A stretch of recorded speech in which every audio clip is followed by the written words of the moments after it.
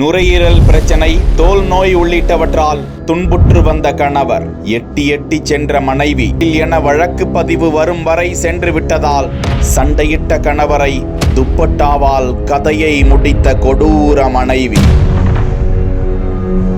பேய் பிடித்து அவராகவே இறந்து விட்டார் என நாடகமாடி பிரேத பரிசோதனைக்கு ஒப்புக்கொள்ளாமல் போலீசாரிடமே வாதாடியதால் வாண்டடா சிக்கிய ஷாஜிதா பானு.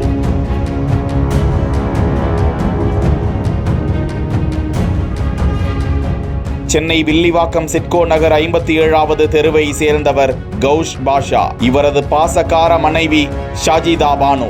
இதற்கிடையே கௌஷ் பாஷாவுக்கு சர்க்கரை நோய், நுரையீரல், வலிப்பு மற்றும் தோல் நோய் இருந்ததாக கூறப்படுகிறது. கணவர் நோயுற்ற காலத்தில் அவருக்கு ஆறுதலாக இல்லாமல் அவரை எடுத்தெறிந்து பேசி விலகி சென்ற ஷாஜிதா பானு விசாரணை குறித்த தகவலை போலீசார் வெளியிட்டுள்ளனர். இதற்கிடையேதான் திடீரென அவரது உறவினர்களிடம் கௌஷ் பாஷா இறந்து விட்டார் என அதிர்ச்சிகர தகவலை ஷாஜிதா பானு தெரிவித்திருக்கிறார். உறவினர்களிடம் அவருக்கு பேய் பிடித்தார் போன்று இருந்தார் என்றும் உடல்நல குறைவினால் தொடர்ந்து அவதியுற்று வந்த அவர் தானாகவே இறந்து விட்டார் என்றும் தகவலை தெரிவிக்க இறுதி அடக்கத்திற்கு ஏற்பாடு செய்து கொண்டிருந்த போது சிலர் இது குறித்து காவல்துறையினருக்கு தகவல் தெரிவிக்க சம்பவ இடத்திற்கு வந்த காவல்துறையினர் அவரது இறப்பில் சந்தேகம் இருக்கிறது, பிரேத பரிசோதனை செய்ய வேண்டும் என கூற, எங்களது மத முறைப்படி பிரேத பரிசோதனை செய்ய மாட்டோம் என போலீசாருடன் வாக்குவாதத்தில் ஈடுபட்டிருக்கிறார்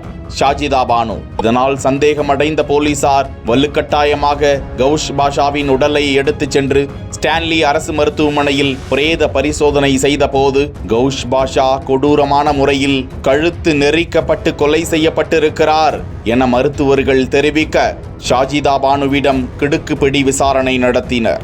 இது சம்பந்தமாக கணவருடன் வாக்குவாதம் இருந்து வந்த நிலையில் தோல் நோய் இருப்பதால் அவர் அருகாமையிலேயே செல்லாமல் தவிர்த்து வந்திருக்கிறார் ஷாஜிதா பானு என்றும் ஒரு கட்டத்தில் ஆத்திரமடைந்து கணவரின் கதையை துப்பட்டாவால் முடித்ததாகவும் அவர் வாக்குமூலம் அளித்திருக்கிறார். இதனைத் தொடர்ந்து கொலை வழக்கு பதிவு செய்து வில்லிவாக்கம் காவல்துறையினர் ஷாஜிதா பானுவை எழும்பூர் நீதிமன்றத்தில் ஆஜர்படுத்தி சிறையில் அடைத்தனர்.